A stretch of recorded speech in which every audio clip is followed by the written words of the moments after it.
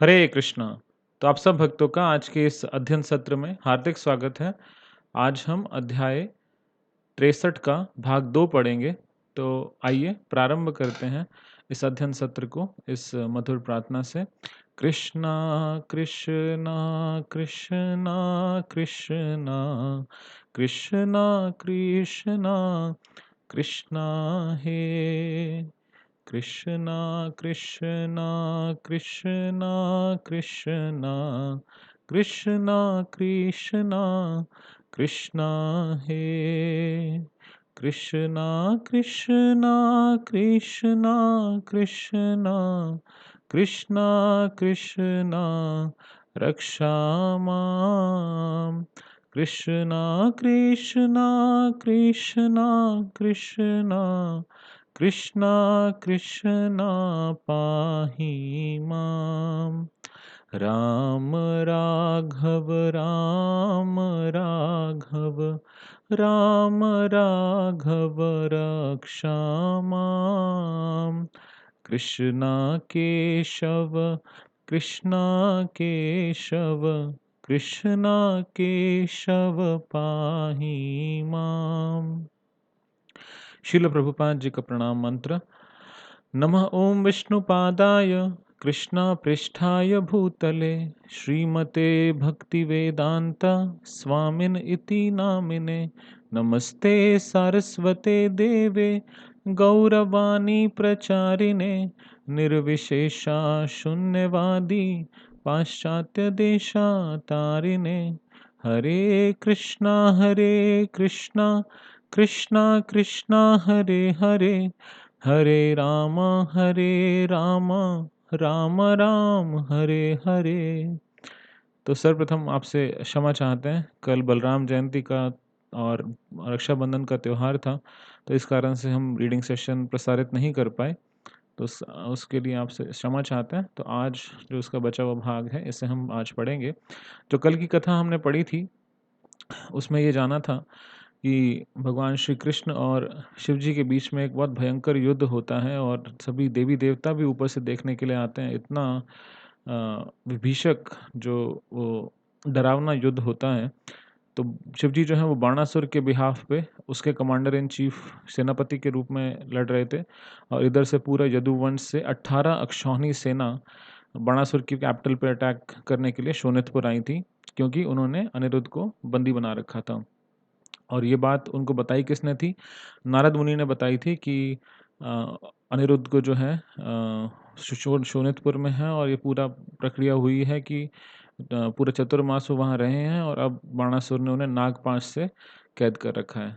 तो फिर शिवजी और शिवजी बाणासुर की तरफ से लड़ने आए, तो गणेश जी और कार्तिकेय उनके दोनों पुत्र उनकी तरफ थे और उनके जो सेनापति थे कुम्हांड और कूपकर्ण, और इस तरफ से भगवान श्री कृष्ण की ओर से उनके पुत्र सांब, फिर प्रद्युम्न जो अनिरुद्ध के पिता हैं, बलराम जी, भगवान श्री कृष्ण स्वयं।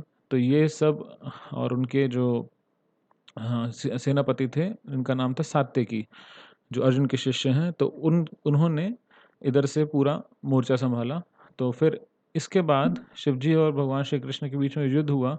तो एक पॉइंट पर भगवान श्री कृष्ण के साथ युद्ध करते समय शिवजी ने अपना अंतिम अस्त्र जो है उसे छोड़ा, जिसका नाम है शिव ज्वर। और उसके काउंटरैक्ट करने के लिए भगवान ने नारायण ज्वर को छोड़ा। तो इनके बीच में बहुत एक फाइट हुआ और फिर शिव ज्वर जो है वो धीरे धीरे उनका तापमान कम होने लगा। तो शिव ज्वर के 3 सिर थे और वो बहुत बहुत हाई टेम्परेचर यानी ताप से सामने वाले व्यक्ति को उसका विनाश करता था। और नारायण ज्वर जो है वो अतिशय शीत यानी कि एक्सट्रीम कोल्ड का वेपन है। तो भगवान ने उसे काउंटरैक्ट किया। तो फिर बाद में जब शिव ज्वर जो है वो नहीं लड़ पाए, तो उन्होंने फिर पहले शिव जी से आग्रह किया कि आप प्लीज़ मुझे बचाइए।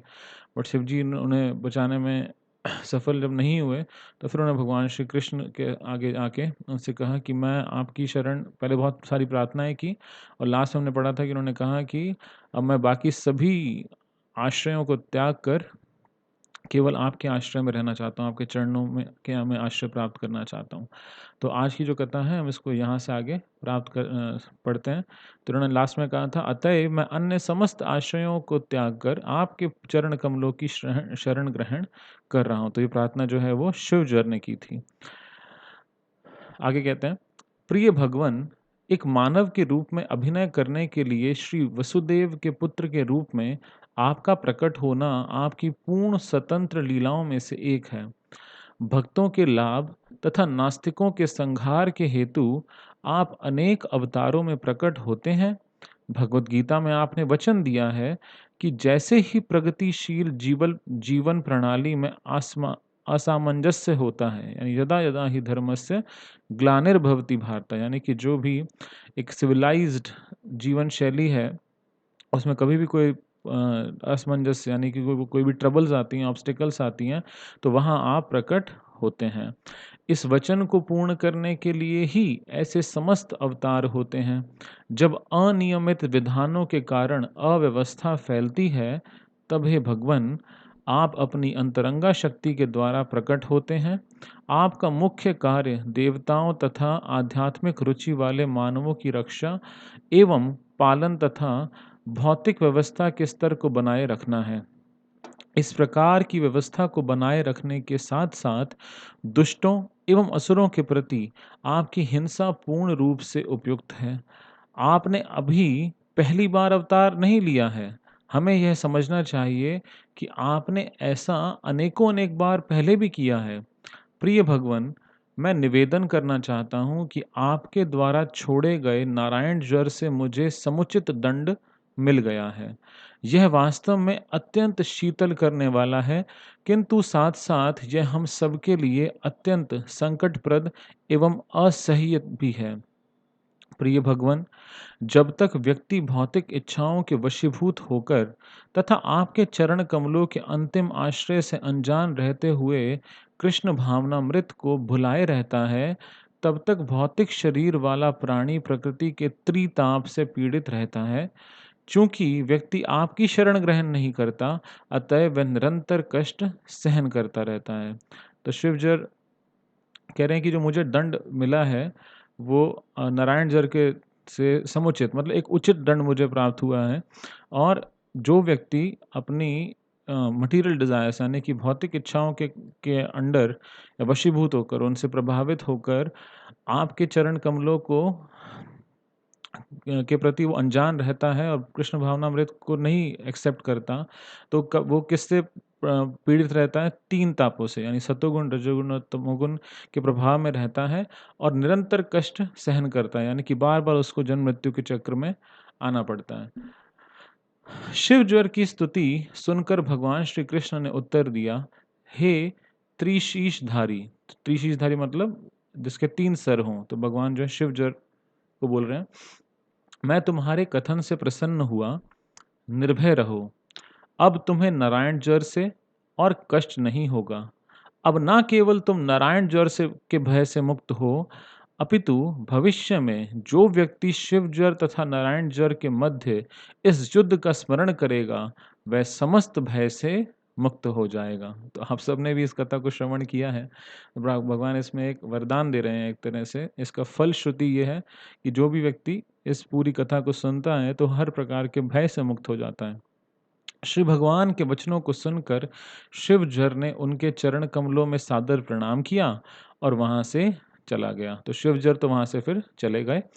इसी मध्य बाणासुर ने किसी प्रकार अपनी दुर्बलताओं पर विजय करके अपनी शक्ति का पुनः संचार किया और युद्ध करने के लिए लौट आया। तो पहले तो बाणासुर अपने महल में जाके छुप गया था, और लेकिन अब ये जो पूरा शिवजर और नारायणजर के बीच में जो भी ये पूरा एपिसोड हुआ, तो उतनी देर में उसने फिर से अपने आप को थोड़ा-सा शक्ति का पुनः संचार किया और फिर से लड़ने के लिए वापस आ गया।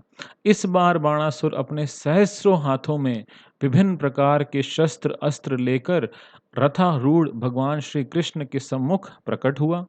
बाणासुर अत्यंत अशांत था, मतलब उसको बहुत गुस्सा था। वह भगवान श्री कृष्ण के शरीर पर अपने विभिन्न अस्त्रों की वर्षा करने लगा।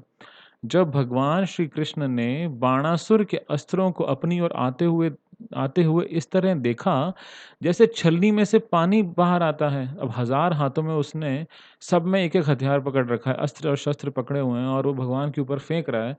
तो ऐसा लग रहा था जैसे छलनी में से पानी आ रहा है, हर एक छेद में से पानी या अस्त्र निकल रहे हैं। तो अब भगवान ने अपनी तरफ आते हुए देखा उस सारे अस्त्रों को। तब उन्होंने अपना तीक्ष्ण धार वाला सुदर्शन चक्र लेकर एक के बाद एक बाणासुर की 1 सहस्त्र भुजाएँ काटनी प्रारंभ कर दी। तो भगवान ने अपना सुदर्शन चक्र छोड़ा और बाणासुर की जितनी भी बाहें थीं, उनको सुदर्शन चक्र से काटना शुरू कर दिया। उन्होंने उसकी भुजाएँ उसी प्रकार काट दीं, जिस प्रकार तेज कैंची से कोई माली पेड़ की डालियों को काटता है। तो जैसे इंग्लिश में हम कहते हैं प्रूनिंग कि किसी पार्क में हम देखते हैं कि जो पेड़ हैं या फिर उनको डेकोरेटिवली हम कट करते हैं, तो इस प्रकार से माली पेड़ की टहनियों को या डालियों को ट्रिम करता है। तो ऐसे ही सुदर्शन चक्र ने उसकी सारी भुजाएँ काट दी। तो सारी नहीं, लास्ट में हम पढ़ेंगे कि कितनी बच जाएँगी। शिवजी ने देखा कि उनकी उपस्थिति में भी उनके भक्त बाणासुर की रक्षा नहीं हो सकती है। तब उनको सद्बुद्धि आ गई और वे स्वयं भगवान श्री कृष्ण के सम्मुख आए और निम्न प्रकार से स्तुति करके उन्हें शांत करने लगे। तो जब शिवजी ने देखा कि अब ये मेरे भक्त के लिए बहुत बड़ा संकट है और भगवान श्री कृष्ण इसका वध कर देंगे, तो उन्होंने फिर भगवान से आके स्वयं प्रार्थना करनी शुरू की। तो अब शिव जी प्रार्थना कर रहे हैं। शिव जी ने कहा, प्रिय भगवन, वैदिक स्तोत्रों के आप उपास्य हैं। आपको न जानने वाला निराकार ब्रह्म ज्योति को ही सर्वोच्च परम सत्य मानता है। उसे यह ज्ञात नहीं होता कि आप अपने आध्यात्मिक तेज के पीछे अपने नित्य धाम में निवास कर रहे हैं। अतएव हे भगवन, आपको परम ब्रह्म कहा जाता है। तो यहाँ पे जो शब्द लिखा है ये ब्रह्मा नहीं है। परम ब्रह्म मतलब एब्सोल्यूट ट्रुथ, यानी कि परम सत्य या परम ब्रह्म। और यहाँ पर शिव जी क्या कह रहे हैं कि जो व्यक्ति आपको अच्छी तरह जानता नहीं है, वो क्या समझता है कि ये जो निराकार ब्रह्म ज्योति है, वही सब कुछ है, वो एब्सोल्यूट है। तो ये चीज़ हमने शिव ज्वर की प्रार्थनाएँ में भी सुनी थी। तो आप देखेंगे कि बारंबार इस टॉपिक को बताया जाता है बिकॉज़ इस फ़िलॉसफ़ी, ये जो मायावाद की फ़िलॉसफ़ी है, इससे अफ़ेक्ट होना बहुत आसान है। और आप देखेंगे ऐसी बहुत सारी संस्थाएँ भी हैं जो इसका प्रचार भी करते हैं और बहुत ज़ोर-शोर से करते हैं कि हम जो हैं हमें ब्रह्म में विलीन होना है। लेकिन वास्तविकता ये है कि शिल प्रभुपाद और सारे शास्त्र जो हमें बताते हैं कि यहाँ पे शिव जी भी स्वयं कह रहे हैं कि आप जो हैं अपने आपको जो मूल स्वरूप है, वो ब्रह्म ज्योति नहीं है। ब्रह्म ज्योति तो उससे उत्पन्न होने वाला एक केवल एक तेज है। लेकिन आम तौर पे लोग इसको शायद जानते नहीं हैं और इससे बहुत जल्दी प्रभावित हो जाते हैं। तो भगवद गीता में आपकी पहचान के लिए परम ब्रह्म शब्द का प्रयोग किया गया है। यद्यपि आप किसी भी भौतिक वस्तु से अप्रभावित हैं और आकाश की भांति सर्वव्यापक हैं, तथापि ऐसे सज्जन पुरुष जिन्होंने अपने हृदय से समस्त भौतिक दूषणों को धो दिया है, आपके दिव्य स्वरूप को पहचान सकते हैं। तो कौन आपके दिव्य रूप को पहचान सकता है? वो कह रहे हैं, जिस व्यक्ति ने अपने हृदय से समस्त भौतिक दूषणों को धो दिया है। तो ऐसे जो वैष्णव हैं, ऐसे जो संत हैं, जिनके हृदय पूर्ण रूप से भौतिक दूषण से प्रभावित नहीं हैं, वही भगवान को समझ सकते हैं और हमें समझा सकते हैं। केवल भक्त ही आपका साक्षात्कार कर सकते हैं और कोई नहीं। भगवान खुद भी कहते हैं, भक्तया माम अभिजानाति, मुझे केवल भक्ति समझ सकते हैं। आपके परम अस्तित्व से संबंधित निर्विशेषवादियों की धारणा के अनुसार आकाश आपकी नाभि के समान है, अग्नि आपका मुख है और जल आपका वीर्य है। स्वर्गलोक आपका शीश, समस्त दिशाएं आपके कान हैं। उर्वी लोक यानी जो धरती आपके चरण कमल हैं। चंद्रमा आपका मन है और सूर्य आपका नेत्र है। तो ये बता रहे हैं शिव जी कि जो निर्विशेषवादी हैं, उनकी क्या धारणा है? वो ऐसे-ऐसे उपमा देते हैं कि जो ये ब्रह्म ज्योति है या फिर भगवान का जो ये निराकार स्वरूप है, उसके लिए आकाश नाभि है, जल वीर्य है, अग्नि आपका मुख है। तो इस तरह से वो अलग-अलग अ, उपमा देते हैं। एक तरह से एग्ज़ाम्पल देते हैं कि भई ये एक बहुत विशाल चीज़ है जिसके अंदर ये अलग-अलग एंटिटीज़ हैं। और उसमें जैसे दिशाओं को आपका कान बताया गया है, तो इस प्रकार से वो कंपेयर करते हैं। और वो कह रहे हैं कि मेरे बारे में भी बोलते हैं, जहाँ तक मेरा संबंध है, मैं आपके अहम के रूप में कार्य करता हूँ। सागर आपका उदर है, स्वर्गलोक का राजा इंद्र आपकी भुजा है, वृक्ष व पौधे आपके शरीर के रोम हैं, मेघ आपके शीश के केश हैं और ब्रह्मा जी आपकी बुद्धि हैं। समस्त महान पूर्व पुरुष जिन्हें प्रजापति के नाम से जाना जाता है, आपके लाक्षणिक प्रतिनिधि हैं। धर्म आपका हृदय है। आपके परम शरीर के निराकार लक्षणों को इस रीति से समझा जा सकता है, किंतु अंततः आप परम पुरुष हैं। तो हो सकता है कि लोग इस तरह से उपमा देकर निराकार लक्षणों को समझने का प्रयास करें, लेकिन अल्टीमेटली वो क्या कहते हैं, अंततः आप परम पुरुष हैं, आप एक पुरुष हैं, आप एक व्यक्ति हैं। आपके परम शरीर का निराकार लक्षण आपकी शक्ति का लघु अंश है। तो ये जो आपका निराकार लक्षण है, यानी कि आपके शरीर से उत्पन्न होने वाला जो तेज है, ये तो केवल आपकी शक्ति का एक छोटा-सा अंश है, एक लघु अंश है। आपकी तुलना आदि अग्नि से की जा सकती है और ये प्रकाश आपके ताप तथा प्रभा है।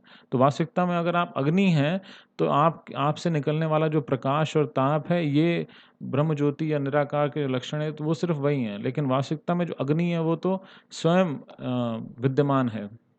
शिव जी ने आगे कहा, प्रिय भगवन, यद्यपि आपकी अभिव्यक्ति सार्वभौम रूप से होती है, ब्रह्मांड के विभिन्न अंग आपके शरीर के विभिन्न अंग हैं, तथापि अपनी अचिंत्य शक्ति के द्वारा आप एक साथ स्थानीय व सार्वभौम दोनों हो सकते हैं। ब्रह्म संहिता में कहा गया है कि यद्यपि आप सदैव अपने निवास स्थान गोलोक वृंदावन में ही रहते हैं, तथापि आप सर्वत्र उपस्थित हैं।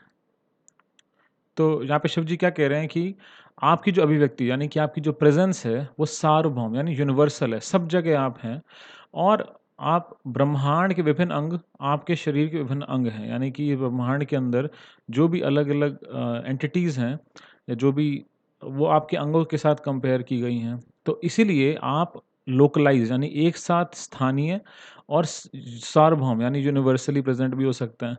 तो कैसे? जैसे ब्रह्म संहिता में ब्रह्मा जी बताते हैं कि गोलोक एव निवसति अखिलात्म भूतो, कि आप अपने निवास स्थान गोलोक में भी रहते हैं और साथ में आप सर्वत्र भी रहते हैं। तो आप एक साथ एक स्थान में भी हो सकते हैं और सब जगह भी हो सकते हैं। तो और सब जगह कैसे उपस्थित हैं? अपने परमात्मा रूप में सब जगह विद्यमान हैं, अणु के अंदर भी प्रेज़ेंट हैं। जैसा कि श्रीमद् भगवद गीता में कहा गया है कि आप अपने भक्तों की रक्षा करने के लिए प्रकट होते हैं और यह समस्त ब्रह्मांड के लिए सौभाग्य का सूचक है। आपकी कृपा से समस्त देवता ब्रह्मांड के विभिन्न व्यापारों को का निर्देशन कर रहे हैं। इस प्रकार सप्त उच्च लोकों का पालन आपके द्वारा होता है और सृष्टि के अंत में आपकी सारी शक्तियों की अभिव्यक्तियां आप ही में प्रवेश कर जाती हैं, चाहे वे देवताओं, मानवों अथवा निम्न कोटि के पशुओं के किसी भी रूप में हों। तो वो बता रहे हैं कि जितनी भी देवतागण हैं, वो केवल आपकी कृपा से ही पूरा ब्रह्मांड चला रहे हैं और जब इस सृष्टि का विनाश होता है या जितने भी एक तरह से जब प्रलय आती है, तो क्या होता है कि जब इसका विनाश के समय पर ये सारे आप ही के अंदर वापस एंटर कर जाते हैं। तो इनका जो पालन है वो भी आपके थ्रू होता है और सृष्टि के अंत में सब आपके अंदर एंटर कर जाते हैं, प्रवेश कर जाते हैं। अस्तित्व के विशिष्ट लक्षणों से रहित सृष्टि के समस्त निकटवर्ती अथवा दूरवर्ती कारण आप ही में विश्राम लेते हैं। अंततः आप में एवं आपके स्तर के अलावा आपके अंतर्गत किसी अन्य वस्तु में भेद करने की कोई संभावना नहीं है। आप एक ही साथ इस सृष्टि के कारण तथा अवयव दोनों हैं। आप परम पूर्ण तथा अद्वय हैं। पदार्थों की अभिव्यक्ति में 3 स्थितियाँ होती हैं, चेतना की स्थिति, स्वप्न में अर्धचेतना की स्थिति तथा अचेतन स्थिति। किंतु आप अस्तित्व की इन तीनों भौतिक स्थितियों से ऊपर हैं। अतएव आप एक चतुर्थ आयाम में अवस्थित हैं एवं आपका प्राकट्य तथा तिरोभाव आपसे परे किसी वस्तु पर निर्भर नहीं है।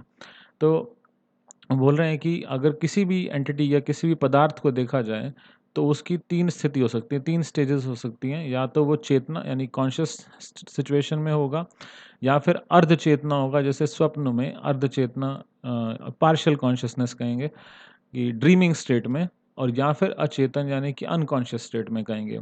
लेकिन वो कह रहे हैं कि आपका जो एग्जिस्टेंस है, जो आप हैं, वो किस में है? चतुर्थ यानी कि एक फोर्थ डायमेंशन में आपका आपकी एग्जिस्टेंस है। और वो क्या है कि आपके प्राकट्य और तिरोभाव यानी कि आपका इस संसार में अवतरित होना और यहाँ से या वापस या अप्रकट हो जाना, ये किसी और चीज़ पर निर्भर नहीं करता है। आप सबके परम कारण हैं, किंतु आपका कोई कारण नहीं है।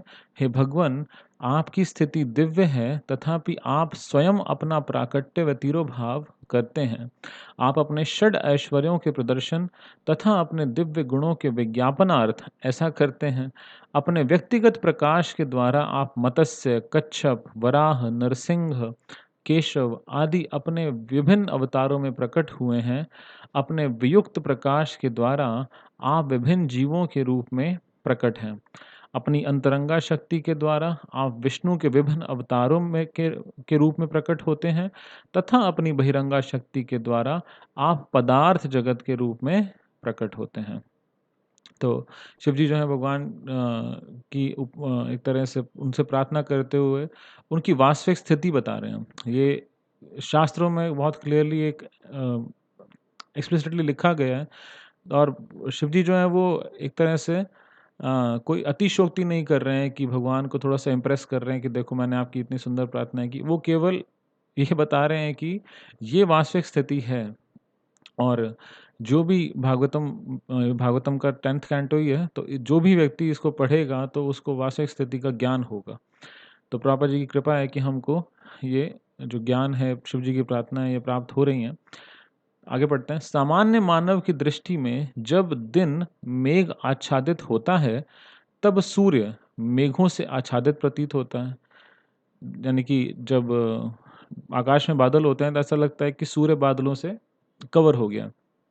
किंतु तथ्य यह है कि सूर्य का प्रकाश बादलों का निर्माण करता है, यानी कि सनशाइन से ही तो बादल उत्पन्न होते हैं। अतएव यदि संपूर्ण आकाश घटाओं से पूर्ण हो, तब भी सूर्य वास्तव में कभी भी आच्छादित नहीं हो सकता। इसी भांति मानवों का अल्प बुद्धि वर्ग दावा करता है कि ईश्वर नहीं है, किंतु जब विभिन्न जीवों का प्राकट्य एवं उनके कार्यकलाप दिखाई पड़ते हैं, तब ज्ञानी जन प्रत्येक अणु में उनकी आपकी उपस्थिति देखते हैं। आपकी बहिरंगा एवं तटस्था शक्ति के माध्यम से भी वे अणु अणु में आपके दर्शन करते हैं। अत्यंत ज्ञानी भक्तों को आपके असीम कार्यकलापों का अनुभव होता है। तो एक शक्ति भगवान की है अंतरंगा शक्ति, दूसरी है बहिरंगा शक्ति यानी कि जो इस भौतिक सृष्टि को चलाती हैं। और यदि आप देखेंगे कि अगर ये एक सागर है और ये यहाँ पे लेट्स सपोज ये ओशन है और यहाँ पे धरती है, लैंड है, तो एक व्यक्ति जो है वो इस बाउंड्री पे अगर खड़ा है तो उसे क्या कहेंगे? इसे कहते हैं तट। तो यानी कि इस तरफ है भगवान की अंतरंगा शक्ति, यानी कि जो जो स्पिरिचुअल वर्ल्ड को कंट्रोल करती है, और इस तरफ है भगवान की मटीरियल एनर्जी जिसे हम बहिरंगा शक्ति कहते हैं। तो जीवात्मा है वो इस रेड लाइन पे एग्जिस्ट करती है, यानी कि अ, उसके पास ये चॉइस है कि वो बहिरंगा शक्ति के प्रभाव में भी रह सकती है और अ, अंतरंगा शक्ति यानी स्पिरिचुअल एनर्जी के प्रभाव में भी रह सकती है। तो हम जो जीवात्मा है वो कौन है? तटस्था शक्ति हैं। और जो संसार को चला रही है भगवान की शक्ति, उनका नाम क्या है? बहिरंगा शक्ति। तो वो कह रहे हैं कि ऐसा हो सकता है कि लोग जो अल्प बुद्धि के लोग हैं उनको ऐसा लगे कि ईश्वर है ही नहीं।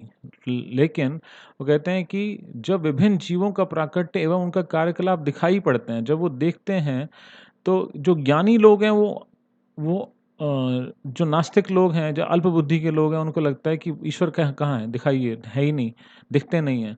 लेकिन वो कह रहे हैं कि जो ज्ञानी हैं, जो जो वास्तविक ज्ञान में स्थित हैं, उनको प्रत्येक अणु में आपकी उपस्थिति दिखाई देती है। तो अत्यंत ज्ञानी भक्तों को आपके असीम कार्यकलापों का अनुभव होता है, किंतु आपकी बहिरंगा शक्ति के प्रभाव से भ्रमित व्यक्ति इस भौतिक जगत से अपना तादात्म्य स्थापित कर लेते हैं। उनको समाज, मैत्री व प्रेम से मोह हो जाता है। इस प्रकार वे भौतिक जगत के त्रितापों को स्वीकार कर लेते हैं और सुख-दुःख के द्वैत के भागी होते हैं। कभी-कभी वे मोह के सागर में डूब जाते हैं और कभी-कभी इससे उबार लिए जाते हैं। तो जो व्यक्ति बहिरंगा शक्ति के प्रभाव में होगा, वो ऐसा समझेगा कि भगवान की एग्ज़िस्टेंस जो है उसको फ़ील नहीं होगी। लेकिन जो व्यक्ति अ, ऐसा व्यक्ति क्या होगा, वो समाज, मैत्री, प्रेम, मोह इस सब से मोहित रहेगा और आपके तीनों तापों के प्रभाव में रहेगा और फिर सुख-दुःख को भोगता रहेगा। तो ऐसे व्यक्ति वैसे तो सदैव के लिए एक तरह से निष्कासित हैं, लेकिन जब भगवान के शुद्ध भक्त आते हैं, तो फिर भगवान अपने भक्तों के माध्यम से उन लोगों को इस संसार से उबार लेते हैं। प्रिय भगवन, केवल आपकी दया व कृपा से ही जीव को मानव शरीर प्राप्त हो सकता है और तभी उसे भौतिक जगत की दुखपूर्ण स्थिति हो मुक्ति प्राप्त करने का दुखपूर्ण स्थिति से मुक्ति प्राप्त करने का अवसर मिलता है।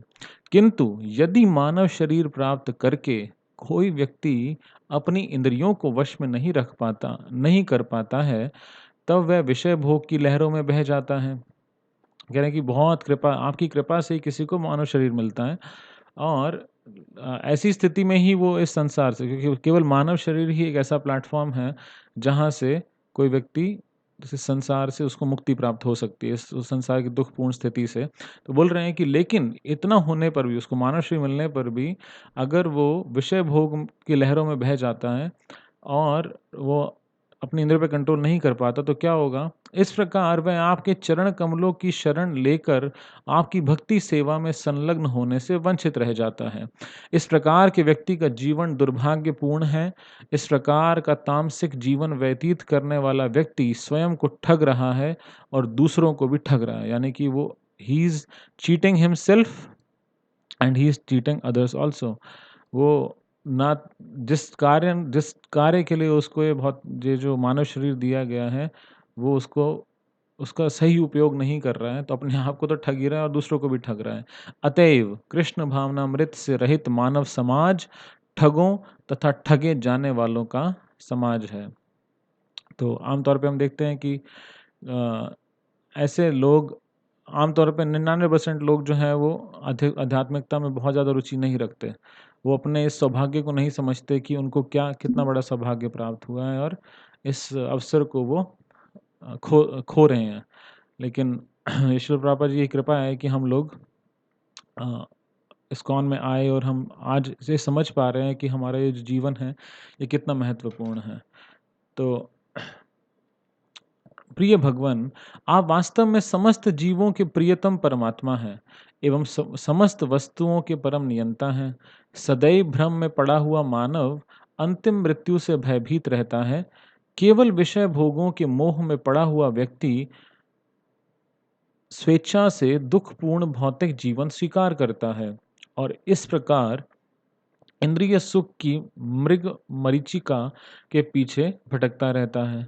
वह वास्तव में सर्वाधिक मूढ़ व्यक्ति है क्योंकि वह अमृत को त्याग कर के विष पान करता है। तो वो बोल रहे हैं कि जो व्यक्ति है वो विषय भोगों के पीछे जो भागता है, तो वो क्या करता है, इंद्र सुख की जो मिराज है, जो मृग मरीचिका, जैसे हिरन को रेगिस्तान के अंदर पानी दिखता है तो ऐसे भागता है और वो क्या कर रहा है, अमृत को छोड़कर विष पान कर रहा है, जहर पी रहा है ना? जैसे एक वो बहुत फेमस सॉन्ग है, जानिया शुनिया मनुष्य जन्म पाइया राधा कृष्ण ना भजिया, जानिया शुनिया विष खाइनु, कि मैंने मनुष्य जन्म प्राप्त किया लेकिन राधा कृष्ण का भजन नहीं किया, तो मैंने जानबूझकर क्या किया, विष खाइनु, विष पिया। प्रिय भगवन, ब्रह्मा जी भौतिक मोह से सॉरी ब्रह्मा जी तथा मेरे सहित सभी देवताओं, महान संतों तथा ऋषि मुनियों ने अपने हृदय को भौतिक मोह से विरक्त कर लिया है और आपकी कृपा से हम सबने संपूर्ण हृदय से आपके चरण कमलों की शरण ग्रहण कर ली है। तो वह अपनी स्थिति बता रहे हैं कि मेरी क्या स्थिति है, ब्रह्मा जी की क्या स्थिति है और महान संतों ऋषि मुनियों की क्या स्थिति है कि उन्होंने इस भौतिक मोह से अपने आप को दूर करके अपने हृदय में आपके चरण कमलों की शरण पूरे हृदय से, सॉरी, संपूर्ण हृदय से आपके चरण कमलों की शरण ग्रहण कर ली है। इसलिए जो शिव जी हैं वो क्या हैं? परम वैष्णव हैं। अतएव हम सबने आपकी शरण ग्रहण की है। आप इस सृष्टि के मूल कारण हैं। आप इसके परम पालक हैं एवं आप ही इसके प्रलय के कारण भी हैं। आप सबके प्रति संभाव रखते हैं। आप प्रत्येक जीव के सर्वाधिक शांति प्रिय परम मित्र हैं। आप सबों के आराध्य हैं। प्रिय भगवन, हम सदैव आपकी दिव्य प्रेम सेवा में संलग्न रहें, जिससे कि हम इस भौतिक बंधन से मुक्ति प्राप्त कर सकें। तो वो कह रहे हैं कि वैसे तो हमने आपकी शरण ली है, लेकिन आप फिर भी हमें ये क्या आशीर्वाद दीजिए कि हम आपकी दिव्य प्रेम ट्रांसेंडेंटल लविंग सर्विस में लगे रहें। प्रिय भगवन, अंततः मैं आपसे निवेदन करना चाहता हूँ कि बाणासुर मुझे अत्यंत प्रिय है। बाणासुर ने शिव जी की बहुत अच्छी सेवा की थी, तो इसलिए वो कहते हैं कि मैं आपसे प्रार्थना करता हूँ कि ये बाणासुर जो है मेरा बहुत अच्छा भक्त है, उसने मेरी बहुमूल्य सेवा की है, अतः मैं सदैव उसे सुखी देखना चाहता हूँ। उससे प्रसन्न होकर मैंने उसे सुरक्षा का आश्वासन दिया है। प्रिय भगवन, मेरी आपसे प्रार्थना है कि जिस प्रकार आप उसके पूर्वज राजा प्रहलाद एवं बलि महाराज पर प्रसन्न हुए थे, उसी भांति आप उस पर भी प्रसन्न हो। तो हमने पढ़ा था चैप्टर नंबर 62 में कि जो बलि महाराज के पुत्र हैं वो कौन है? बाणासुर। तो प्रहलाद महाराज की वंशावली में ही आते हैं बलि महाराज, जिनसे वामन देव ने 3 पग भूमि मांगी थी, और बलि महाराज के ही पुत्र हैं बाणासुर। सबसे उनके एल्डेस्ट ज्येष्ठ पुत्र हैं बाणासुर। शिव जी की स्तुति सुनकर भगवान श्री कृष्ण ने भी उन्हें भगवान कहकर संबोधित किया और कहा, प्रिय भगवान शिव, मैं आपके कथनों को स्वीकार करता हूँ तथा बाणासुर के प्रति आपकी इच्छा को भी मुझे स्वीकार है। मुझे ज्ञात है कि यह बाणासुर बलि महाराज का पुत्र है और मैं उसे नहीं मार सकता, क्योंकि मैंने ऐसा वचन दिया है। मैंने राजा प्रहलाद को वरदान दिया था कि उनके परिवार में जन्म लेने वाले असुरों का मैं कभी भी वध नहीं करूंगा। तो ये बहुत अच्छी बात भगवान यहाँ बता रहे हैं कि उन्होंने प्रहलाद महाराज को ये वचन दिया था कि आपके वंश में जो भी आएंगे उनको मैं कभी उनका वध मैं नहीं करूंगा। और अ, इसीलिए उन्होंने कहा कि बाणासुर का मेरे को मैं मारने नहीं वाला हूँ उनको, मैं इनको वध नहीं करूँगा, और आपकी जो ये प्रार्थना है वो मुझे मैं भी स्वीकार करता हूँ। अतएव इस बाणासुर का वध ना करके मैंने उसके मिथ्या अभिमान से वंचित करने के लिए केवल उसकी भुजाएं काट दी हैं। तो मैंने उसकी जो भुजाएं काटी हैं सिर्फ उसके जो झूठा अहंकार है उसके कारण कट की हैं। उसके सैनिकों की विशाल संख्या इस धरती का बोझ बन गई थी, और उस बोझ को कम करने के लिए मैंने उन सब का वध कर दिया है। अब बाणासुर के पास 4 भुजाएँ शेष हैं। तो 1000 थीं, अब उसके पास केवल 4 भुजाएँ भगवान ने छोड़ दी, बाकी सुदर्शन चक्र से काट दी। और वह भौतिक दुख-सुख से अप्रभावित रहकर अमर रहेगा। यानी उसको कहा कि तुम्हें इम्मॉर्टैलिटी का वरदान दिया, तो अमर रहेगा। मुझे ज्ञात है कि वह अब आपके प्रमुख भक्तों में से एक है, अतएव अब आप विश्वास रखें कि अब से उसे किसी भी वस्तु से भयभीत होने की कोई आवश्यकता नहीं है। तो ये कितना बड़ा सौभाग्य है बाणासुर का कि उसने प्रहलाद महाराज के वंश में जन्म लिया, तो भगवान ने इतनी बड़ी कृपा की। था वो आसुरी प्रवृत्ति का, शिव जी की उसने सेवा ज़रूर की थी, लेकिन क्योंकि उसके पिताजी और उसके जो वंश में प्रहलाद महाराज आए, तो भगवान नरसिंह देव ने भी प्रहलाद महाराज ने उनसे प्रार्थना की थी कि मैं आपसे कुछ नहीं चाहता। नरसिंहदेव ने बहुत बार उनसे कहा कि कुछ माँगो, आप मुझसे कुछ माँगो, मैं आपको वरदान देना चाहता हूँ। तो उन्होंने कहा ठीक है, वैसे तो मेरी कुछ भी जानने माँगने की इच्छा नहीं है, बट आप फिर भी अगर कुछ देना ही चाहते हैं, तो मेरे जो पिताजी हैं आप इनका उद्धार कर दीजिए, क्योंकि इन्होंने बहुत एक पापमय जीवन था उनका। उन्होंने बहुत लोगों को मारा और परेशान किया, तो आप इनका उद्धार कर दीजिए। तो नरसिंहदेव कहते हैं कि अरे कहने की बात थोड़ी है, आपके तो आने वाली और पीछे वाली जितनी 21 पीढ़ियाँ हैं सबको मैंने उद्धार कर दिया। तो बाणासुर जो हैं इसके जीते जागते उदाहरण हैं कि ये प्रहलाद महाराज की वंशावली में आए तो भगवान ने इनको उद्धार कर दिया। इनको और क्या दिया वरदान कि आप भौतिक दुख सुख से प्रभावित नहीं होगे और अमर रहोगे। तो शिव जी को उन्होंने कहा कि ये आपका तो बंदा है ही और ये मेरे मेरे भक्त के वंश में भी है। तो जब बाणासुर को इस प्रकार भगवान श्री कृष्ण का आशीर्वाद प्राप्त हो गया, तब उसने भगवान के सम्मुख आकर अपना सिर भूमि पर रख उन्हें प्रणाम किया। उसने तत्काल अपनी पुत्री उषा सहित अनिरुद्ध को रथ पर वहां लाने का प्रबंध किया। तो उषा को तो महल में थी और अनिरुद्ध को कैद में रखा हुआ था। तो इमीडिएटली उसने दोनों को वहाँ पे बुलाने का अरेंजमेंट किया और रथ मंगवाया और उन्हें भगवान श्री कृष्ण के समस्त प्रस्तुत किया। शिवजी के आशीर्वाद से उषा भौतिक रूप से अत्यंत ऐश्वर्यमयी हो गई थी। इसके उपरांत भगवान श्री कृष्ण ने उषा तथा अनिरुद्ध को अपने संरक्षण में ले लिया। तो भगवान अपने बेटे को लेने ही आए थे वास्तविकता में पूरी आर्मी के साथ। इस प्रकार एक अक्षौणी सेना यानी आए तो 18 अक्षौणी सेना लेके थे, लेकिन उन्होंने अपने पार्टी से एक अक्षौणी सेना आगे रखी। तो इस प्रकार एक अक्षौणी सेना को आगे कर के श्री कृष्ण द्वारका की ओर अग्रसर होने लगे। तो यानी कि बीच में यहाँ पे ब्राइड ग्रूम और वो सब चल रहे हैं और आगे एक अक्षौणी सेना है और पीछे 17 अक्षौणी सेना है। तो इस तरह से वो मूवमेंट हुई, फिर सब लोग गए। तो यहाँ हम देखते हैं कि जो बाणासुर हैं उन्होंने भगवान श्री कृष्ण और शिव जी को प्रणाम किया और उषा और अनिरुद्ध को बुला लिया। तो अब इसी मध्य द्वारका वासियों को यह समाचार प्राप्त हुआ कि अत्यंत ऐश्वर्य सहित श्री कृष्ण अनिरुद्ध तथा उषा के साथ लौट रहे हैं। तो अतएव उन्होंने नगर के कोने कोने को पताकाओं, कागज की रंगीन पट्टियों तथा पुष्पमालाओं से अलंकृत किया। तो अब भगवान के पोते की विवाह होना है, तो सब ने और वो साथ आ रहे हैं, तो फिर पूरे द्वारका नगरी को बस सजाया गया। समस्त प्रशस्त मार्गों एवं चौराहों को भली भांति स्वच्छ करके उन पर चंदन मिश्रित जल छिड़क दिया गया।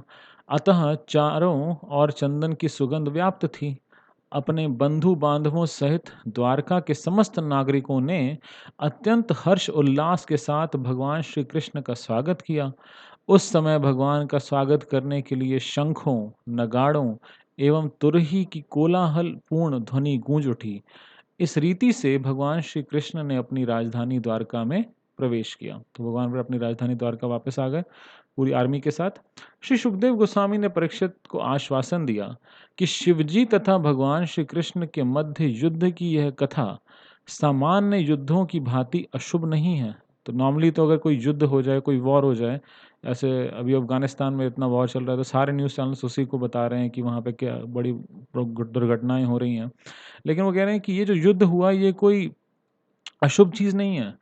इसके विपरीत यदि कोई व्यक्ति प्रातः काल भगवान श्री कृष्ण एवं शिवजी के मध्य इस युद्ध की कथा का स्मरण करता है और भगवान श्री कृष्ण की विजय में सुख अनुभव करता है, तो उसे जीवन संग्राम में कहीं भी पराजय नहीं होगी। तो इवन हमारे normal day to day life में, जीवन के संग्राम में, अगर हम चाहते हैं कि हमारी सब जगह पराजय ना हो, हमारी विक्ट्री हो, वो कह रहे हैं कि सुबह प्रातः काल सुबह के समय पर हमें इस युद्ध की जो भगवान श्री कृष्ण शिव जी के बीच जो युद्ध हुआ है, इसका अगर कोई स्मरण करता है और भगवान श्री कृष्ण की विजय में सुख अनुभव करता है, तो उसकी कहीं पे भी पराजय नहीं होगी।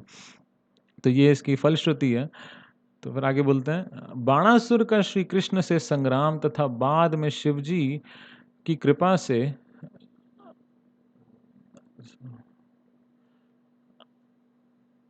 बाणासुर का श्री कृष्ण से संग्राम तथा बाद में शिवजी की कृपा से उसकी रक्षा की घटना श्रीमद् भगवद गीता के कथन की पुष्टि करती है।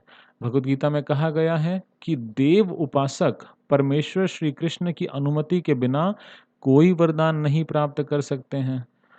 इस कथन में हम पाते हैं कि यद्यपि बाणासुर शिवजी का महान भक्त था, किंतु जब श्री कृष्ण के हाथों उसकी मृत्यु होने वाली थी, तब शिवजी उसकी रक्षा करने में समर्थ नहीं हुए। किंतु शिवजी ने श्री कृष्ण से अपने भक्त की रक्षा करने की प्रार्थना की और इस प्रकार भगवान ने उनकी प्रार्थना स्वीकार की। भगवान श्री कृष्ण का यही पद है। इस संबंध में भगवद गीता में प्रयुक्त शब्द हैं मयि एव विहितान हितान, यानी इसका अर्थ है कि परम भगवान की अनुमति के बिना कोई भी देवता अपने उपासकों को कोई वरदान नहीं दे सकता है।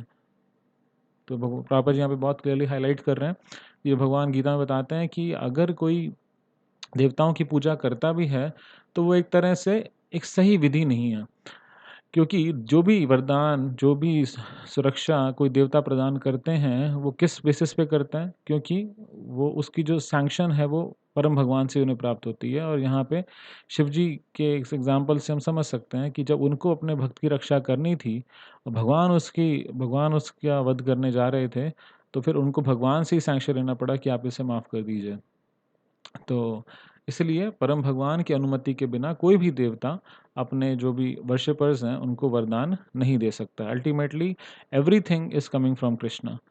तो इस प्रकार लीला पुरुषोत्तम भगवान श्री कृष्ण के अंतर्गत भगवान श्री कृष्ण का बाणासुर से संग्राम नामक 63वें अध्याय का भक्ति वेदांत तात्पर्य पूर्ण हुआ। तो आज का जो ये अध्ययन सत्र है, थोड़ा सा इसमें विलंब हुआ, तो उसके लिए भी मैं आपसे क्षमा चाहूँगा। और हम प्रयास करेंगे कि अब से जो अध्ययन सत्र हैं रेगुलरली समय पे 1:30 बजे फ्राइडे और सैटरडे को हुआ करेंगे। और अगर अध्याय बड़ा होगा तो फ्राइडे, सैटरडे, संडे। ठीक है? तो आज के इस अध्ययन सत्र में भाग लेने के लिए आप सभी भक्तों का हार्दिक धन्यवाद। शील प्रभुपाद की जय। अनंत कोटि वैष्णव वृंद की जय। निताई गौर प्रेमानंदे। हरि हरि बोल।